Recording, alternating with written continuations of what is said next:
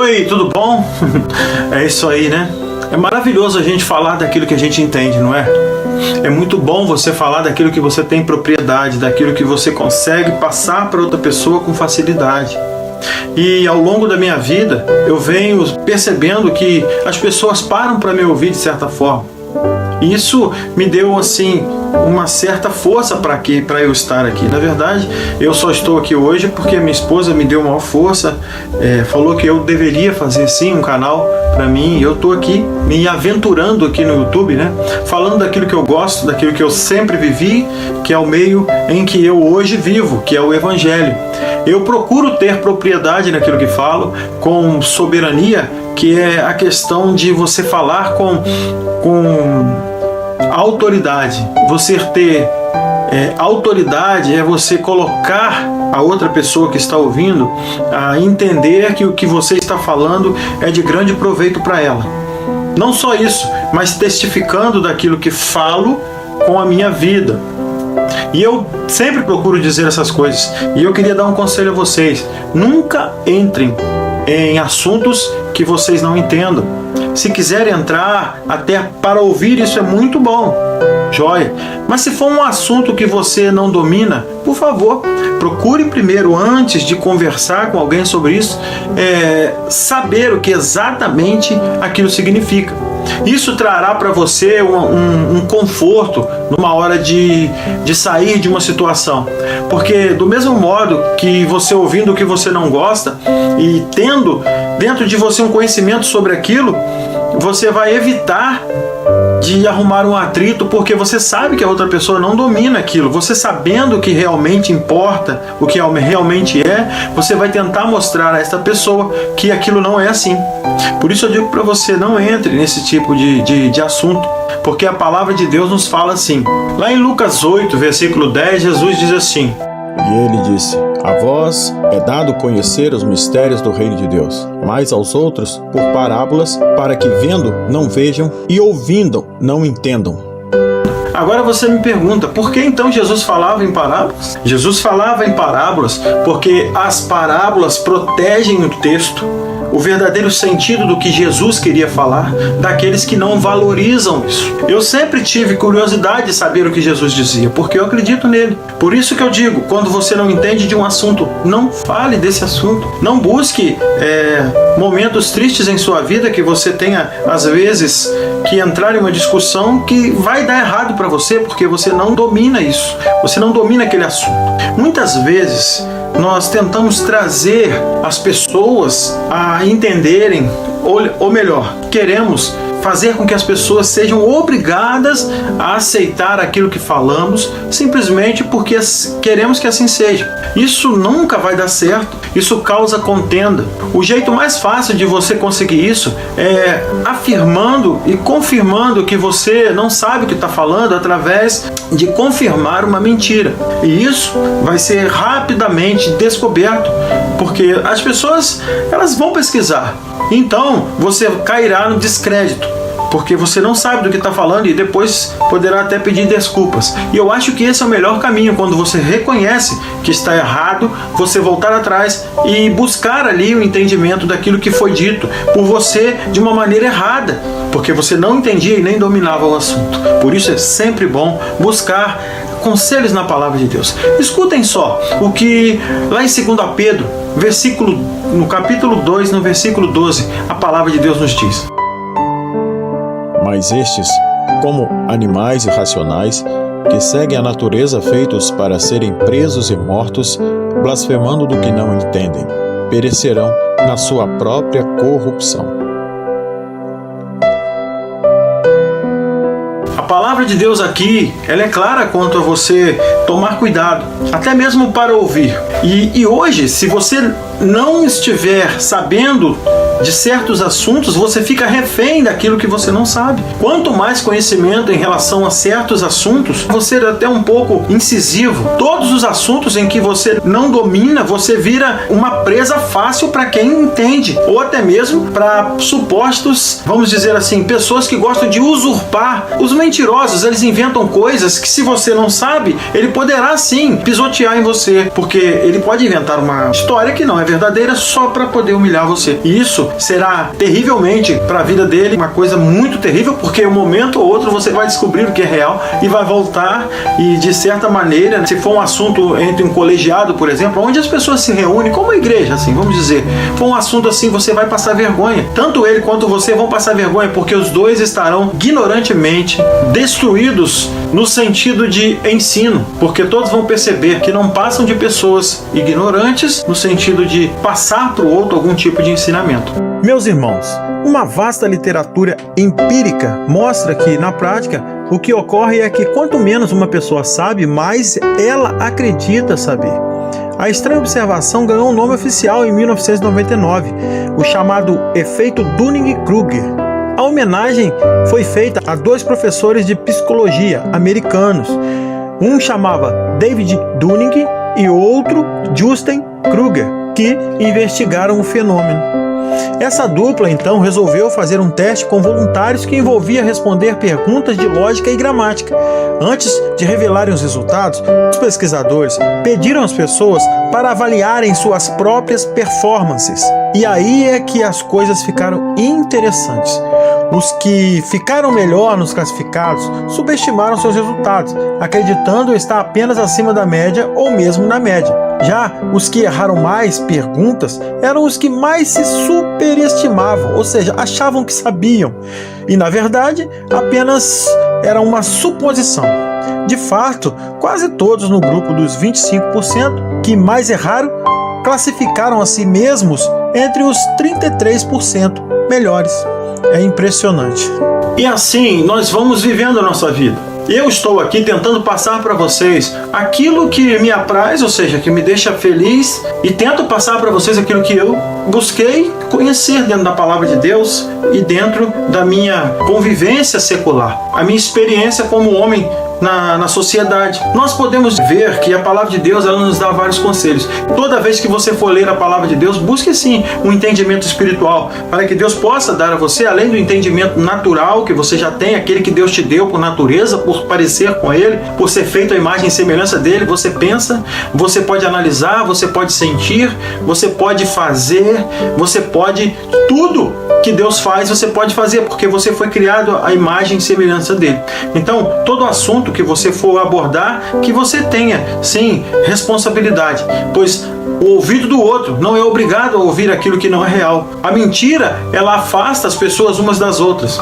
A maior mentira que existe é o ser humano que diz que não mente. Existem pessoas que gostam de viver mentindo e aquelas que não querem mentir. Isso é fato. Isso é uma coisa real. O que não é real é que alguma dessas pessoas, desses dois tipos de pessoas, não mentem. Todas as pessoas mentem. A palavra de Deus fala que todos nós fomos destituídos de Deus por isso. Não por mentir, mas por quê? Porque pecamos. Os nossos primeiros pais nos colocaram nessa encruzilhada, vamos assim dizer. Isso é muito prerrogativo, ou seja, você quer entender às vezes, quando você é inteligente, você então quer entender por que aquela pessoa age de maneira tão destrutiva. Na maioria das vezes elas conseguem sim destruir a vida das outras pessoas porque não tem uma índole, um jeito de viver que as colocam no seu lugar.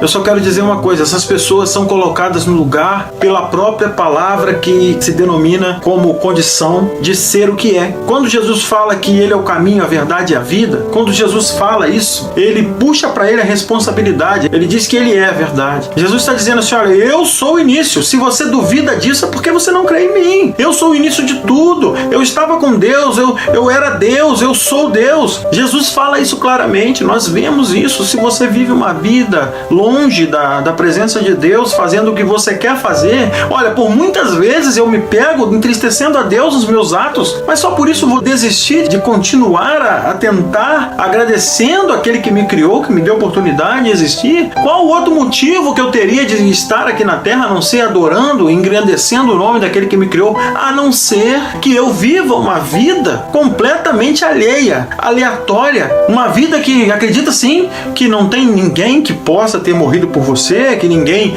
possa ter feito tudo por você, que alguém tenha criado tudo. Poxa, eu vejo tantas coisas sendo criadas pelo homem. Nós criamos tanta coisa. Não acreditamos no simples fato de que fomos também criados, como criamos. Todos nós, independente daquilo que existe na face da terra, teve a autorização de Deus para existir. Eu estou sendo até um pouco distraído aqui para falar isso em autorização. Deus não deu autorização, não. Deus fez. Mas se você nesse momento ainda está aqui no vídeo, vendo o que eu estou falando, nós precisamos propagar a verdade, buscando na fonte a verdade. Não existe verdade que não seja real. Não existe uma verdade relativa, não existe uma verdade que não é absoluta. Não existe isso. Não existe meia verdade.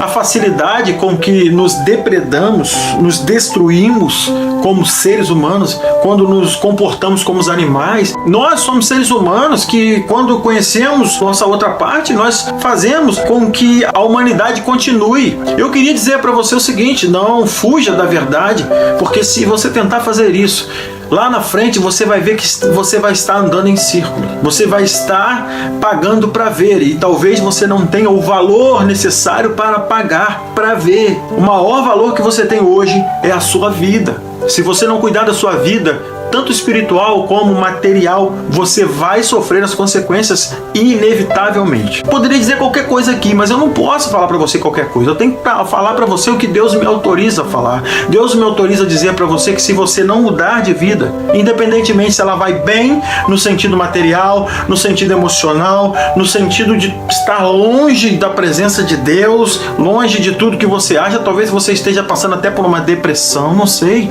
Em todos os sentidos da sua vida, se você não tomar a direção de buscar a Cristo, a Deus, você vai sim, quando chegar no dia do julgamento final, você vai sim ficar longe eternamente daquele que deu a você a eternidade, que é a sua existência. A sua existência era para ser eterna. O pecado, ele matou o homem. É como uma folha quando você tira ela do galho. O ser humano foi tirado do galho, foi desconectado do galho e saiu voando pelo vento e tornou-se uma folha seca. Uma folha que devagarzinho ali, depois que solta lá do galho, ela vai morrendo. E é exatamente assim a nossa vida. Nós, depois que soltamos, depois que nascemos, né? Depois que somos gerados ali no ventre de nossa mãe, a gente, depois que nasce, a gente começa a morrer ali. É a mesma coisa que acontece quando a folha se desliga do galho da árvore. Ela começa a morrer. E a árvore da vida, que é Jesus Cristo, nos deu uma nova chance de enxerto. É enxerto mesmo, quando você é enxertado ali e você começa a receber daquela árvore a vida novamente, então você para de secar. Espiritualmente falando, você é uma pessoa dependente de Deus de todas as formas, tanto física como espiritual. O físico é apenas para que você possa achar que você tem o controle. Quando Deus endurece o coração de Faraó, Deus não faz isso porque ele tinha raiva de Faraó. Deus faz isso porque sabia que Faraó ia soltar o povo dele apenas para que as pragas não chegassem ao Egito. Porque ele era, além de tirano, ele era covarde. Porque geralmente quem tem o poder mostra as suas unhas. Quem tem o poder nas mãos, ele consegue, de certa forma, obrigar você a fazer coisas que você não quer fazer. Porque você deve à autoridade, à obediência. Deus nos ordena assim. Nós dependemos única e exclusivamente da verdade para que possamos ser livres. Qualquer outro fato vai colocar você escravo. Todos os grupos da sociedade, se a verdade ela não permanecer, você vai ser escravo da mentira. Eu queria dizer para você nesse momento, onde você estiver, por favor, tente entender as coisas como elas são, buscando conhecimento. Hoje o assunto é você buscar conhecimento para que você não seja escravo da mentira, para que você seja liberto pela verdade, passe a ser escravo da verdade. Se você for escravo da verdade, você pagará um preço que é alto sim hoje, fisicamente falando, mas espiritualmente você se livrará de uma condenação eterna. Deus, ele trabalha em nossas mentes. E se você não consegue enxergar isso, é porque há uma trave nos seus olhos. A palavra de Deus fala sobre essa trave, que o homem ele não consegue enxergar aquilo que é óbvio, aquilo que é sensato. Não separe o homem de Deus de nada, que neste mundo você é responsável. Não existe isso. Em todas as áreas da sua vida, você é o mesmo homem. Embora você possa até mentir para você, olha, na política eu sou uma pessoa, na igreja eu sou outra pessoa. Eu não posso envolver política com a igreja, mas a igreja está dentro da política. Você sabia que a igreja não paga impostos por causa da política? Por exemplo, se entrar lá uma pessoa que de agora em diante vai querer cobrar impostos da igreja, a igreja vai ter que pagar impostos. Tá vendo como estamos envolvidos diretamente com política? Se uma pessoa entrar lá hoje e quiser acabar com a política, quiser acabar com a igreja, fechar a igreja, e se o Congresso aceitar isso, ele vai fechar a igreja. Então você tem que se envolver sim, você tem que ser uma pessoa e escolher um lado ali e votar na pessoa conscientemente, por causa daquilo que ela é, por causa das coisas que ela fala. Prestar atenção nisso. Deus, ele usa os seus ouvidos como direção. Você vai ter a direção que você quiser e você vai se empenhar nisso. Eu preciso que você entenda que Deus está em todas as nossas áreas. Deus nunca vai deixar de falar de política dentro da igreja, nunca. Jesus, ele lidava diretamente com esses caras.